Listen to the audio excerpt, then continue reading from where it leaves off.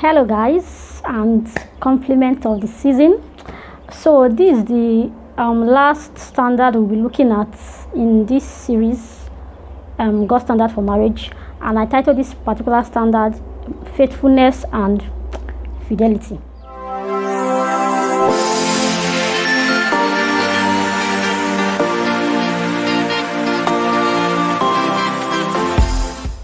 These days it's not common for people to say that it's okay for a man to cheat so long as he's providing for the family and taking care of the children and all.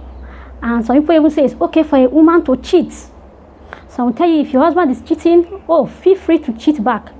Now, whatever be the reason for this cheating trend, it is still against God's standard for marriage.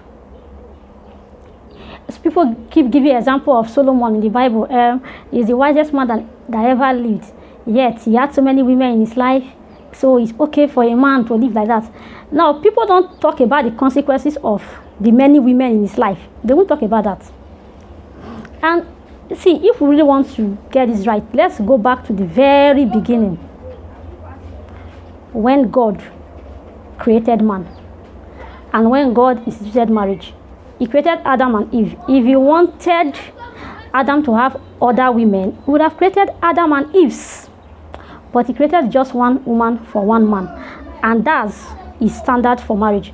So it is very wrong when people go about saying men are polygamous in nature. I don't understand. How did they arrive at that? Who actually carried out the statistics that all men are polygamous in nature? All men cheat. So we tell you that, see, it's not only your husband, it's everywhere. Every man has their cheats. And it's almost becoming a norm. It's almost becoming the order of the day that, in fact, some persons have already accepted that, no need though, even if I marry, you will cheat. Even women these days, they proudly cheat. But faithfulness is something that God demands from everybody who is getting married. If you want to marry, you have to be faithful to your partner. You see this sleeping around, cheating here and there. It is not God's standard for marriage at all. It is not.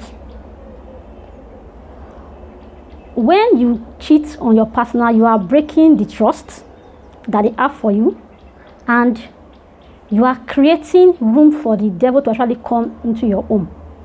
You can't be trusted. Nobody knows when to vouch for you. And this cheating actually even end up draining you financially, because while you are keeping your normal family, you have to start spending on another woman outside.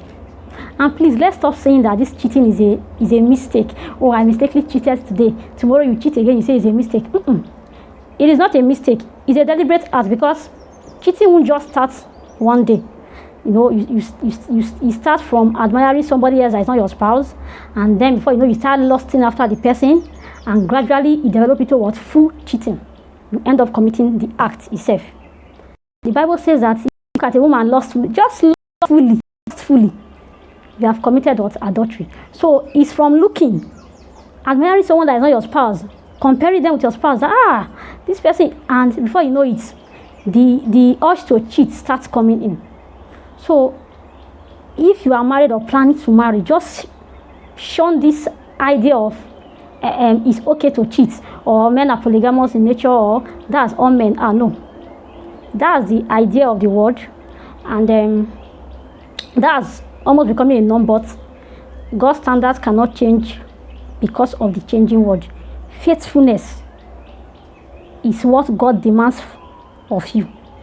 You must be faithful to your partner. You don't even have any reason, no matter their errors, no matter their shortcomings. The day you decide to marry them, the day you decide to go into that marriage with them, God demands that you remain faithful. That is his standard. So people keep giving excuses. Because my wife has not given birth, that's why I went outside. Because my husband is poor, he doesn't have money again, that's why I went that's why I had to follow other men. These excuses are not enough reason. In fact, you don't have any excuse whatsoever. That is God's standard, and if you want to marry, that's how it must be for you. That's just how you must accept it to be. So we have finally come to the end of this series. Leave a comment below Let me know which of the standards you actually enjoy most. And feel free to share this video. And if you are just seeing my face for the first time, do well to subscribe, and thereafter hit the bell button so that when I post other videos, you'll be notified. And to my returning subscribers, thank you for always coming back to watch my videos.